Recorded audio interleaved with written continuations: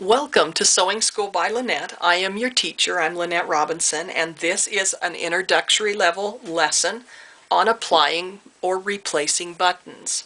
Now the button that we're going to do today is going to be a flat 4-hole button with a crisscross pattern. I'm just threading my needle right here. I usually use 2 strands of a multi-purpose. In the US I use what's called dual duty. I really like the dual duty thread, and I will also run it through some beeswax. This is just a beeswax. And it's just what you think, what it sounds like. It's beeswax, and what it does is it waxes the thread. I run it through my hands a little bit to kind of smooth the thread out.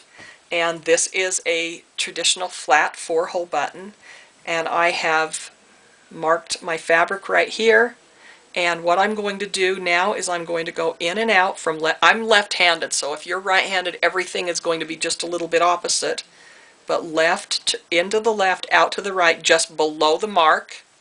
I'm going to come out there. If I've got a little tail, I'll take my threads and just stitch that off, but want to make sure you don't take your knot with you, because then your thread won't hold. So then I'm going to go through the back, any hole on the back of the button, and then when I get it to the fabric, I'm going to set this up that I'm coming out the bottom right hole. And remember, if you're right-handed, it's going to be the bottom left hole.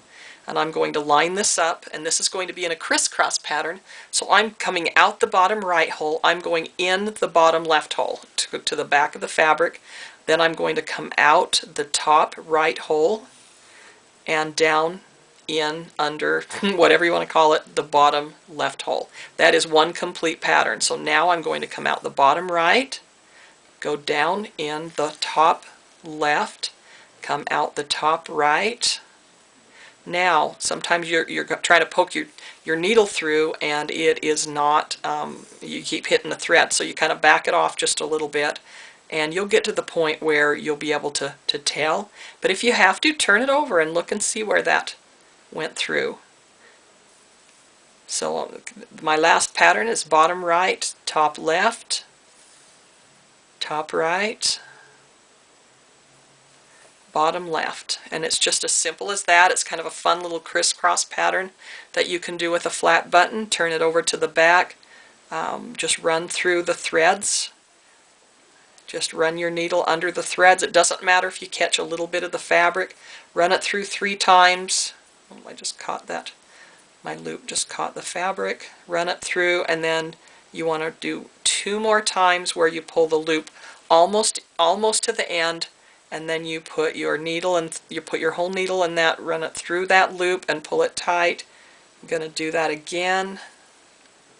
And what that does is that just very much secures your tail so that you're not going to unravel. Then snip off, leave about 1/4 of an inch, and there you have your crisscross button replacement with a 4-hole button. I hope you enjoyed that. I hope it helps. Feel free to comment. Be sure and give us a thumbs up. Be sure to share with your friends, and especially subscribe.